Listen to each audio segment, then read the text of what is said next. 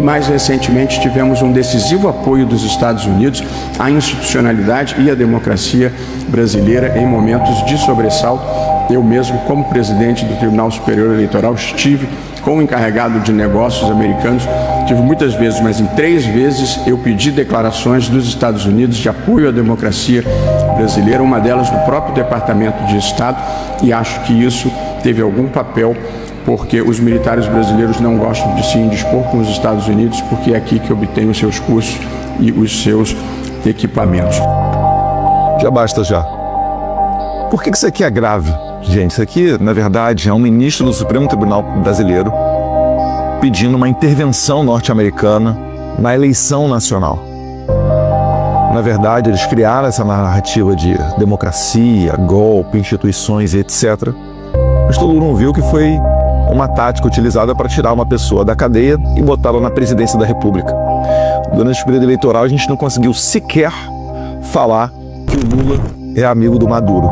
Até isso, nós fomos obrigados a deletar das nossas redes sociais, baixo, a ameaça de fortes multas. E eu estou falando disso aqui para mostrar que o Alexandre de Moraes e o seu grupo, que sempre tem um pessoal por trás da cena que apoia o Moraes, o seu grupo, eles não são corajosos. Eles tinham o respaldo dos Estados Unidos, que é a maior potência militar e econômica do mundo. Então, se você for parar para analisar o que mudou de lá para cá, mudou tudo. Eles perderam esse auxílio moral, eles perderam, recentemente saiu mais uma notícia falando do envolvimento da USAID com o TSE, fizeram live juntos. Isso daí fora a estratégia também de você pulverizar o dinheiro da USAID em várias ONGs e pequenos outros grupos, o que dificulta a investigação, dificulta o rastreamento, torna os valores de menor importância, mas ainda assim o efeito é como o de várias formigas indo atacar algum corpo estranho dentro do formigueiro. Esse corpo estranho dentro do estabelecimento brasileiro é o Jair Bolsonaro, a pessoa que lutava pelo interesse dos brasileiros. Então isso tudo mostra como é que o inimigo se comporta. E mais ainda, o que o Barroso está falando, de que os militares foram impactados pelas declarações do State Department dos Estados Unidos, porque é nos Estados Unidos que eles conseguem os seus cursos e os seus equipamentos. Isso daí não é novidade para ninguém. O Brasil, por exemplo, ele entrou na Segunda Guerra Mundial graças muito ao embaixador do Brasil nos Estados Unidos, Oswaldo Aranha, que puxou para o seu lado o Estado-Maior do Exército, o general Góes Monteiro, e começou a fazer exercícios conjuntos entre as Forças Armadas dos Estados Unidos e do Brasil, o que culminou numa parceria tão grande que os americanos construíram a base militar de Natal, que era o último ponto de abastecimento das tropas aliadas antes de irem principalmente para o norte da África. E isso daí fez total sentido naquele momento, porque o então ditador do Brasil, Vargas, ele flertava muito com os sistemas do nazismo e do fascismo. E o Oswaldo Aranha teve muita inteligência em trazer os militares para perto dos americanos e assim colocar o Brasil na Segunda Guerra Mundial do lado correto.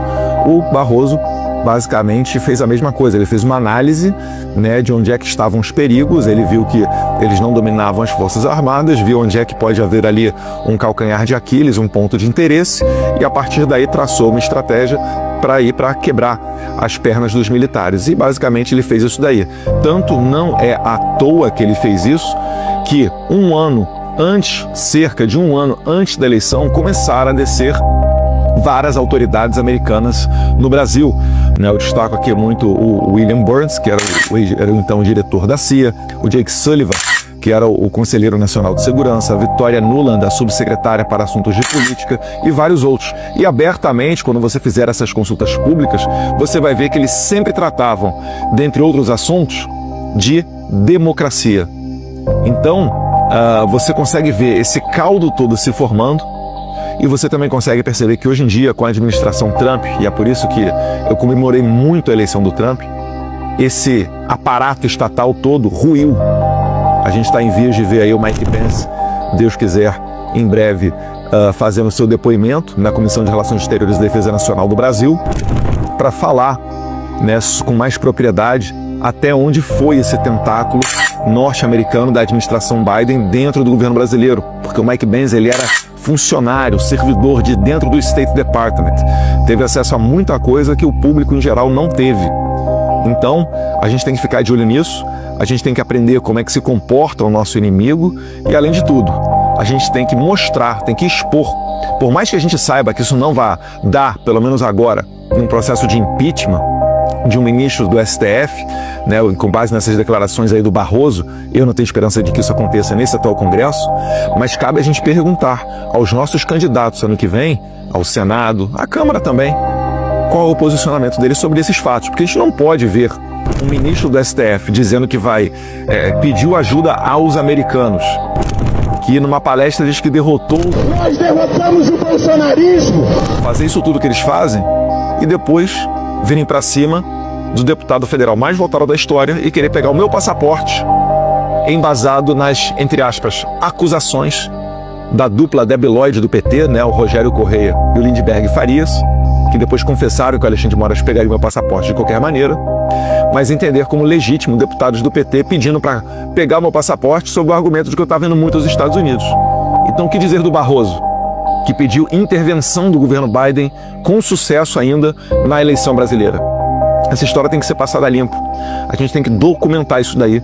A gente tem que levar isso daí ao conhecimento dos congressistas norte-americanos, para que a partir daí medidas enérgicas possam ser tomadas. Sem liberdade de expressão, a gente não dá nem um primeiro passo. Eu sei que muita gente fica desesperada na internet. Poxa, Eduardo, mas nada vai acontecer, a gente fala, etc. Não. Já está acontecendo. Se você não estivesse falando, eu não estaria nesse momento aqui nos Estados Unidos, entrando, né, nos gabinetes de autoridades e levando ao conhecimento deles tudo isso daí que está acontecendo. Eu só consigo levar ao conhecimento porque está tudo público. Porque eles aqui já escutaram alguma coisa, já, poxa, tem uma coisa errada no Brasil. E eu me arrisco a dizer que hoje em dia, pelo menos as autoridades com que a gente se encontra, já estão tão cientes do que aconteceu no Brasil quanto nós. E existe um constrangimento, né, ainda que não tenha sido durante a gestão deles, foi na gestão anterior do Biden, existe o constrangimento aqui nos Estados Unidos deles terem contribuído de alguma maneira enquanto país para regimes como o regime atual brasileiro. Então pode ter certeza que você que tuita, você que me segue, você que expõe, mesmo sabendo dos riscos que isso implica, você está sendo um daqueles corajosos que está ajudando a escrever a história do lado correto. Não existe sucesso sem sacrifício. Então podem contar comigo, nós somos aqui a ponta de lança, não estou sozinho, tem mais gente junto comigo, né? Quase sempre o Paulo Figueiredo está aqui na Casa Branca, no Congresso, correndo para lá, correndo para cá. A gente praticamente um trabalho voluntário, tá? Eu tenho apoio de algumas pessoas, mas não é nem assim 0,00001% do que a esquerda faz com o dinheiro público, até porque a gente tem escrúpulo, né? A gente não assalta os cofres públicos para fazer aquilo que a gente entende certo. A gente faz o certo por uma questão de princípio. Então, eu agradeço a todos vocês que me seguem nas redes sociais e estamos aí trabalhando para um Brasil melhor. Tenho muita esperança que em breve a gente vai ter boas notícias. Um abraço, fiquem com Deus.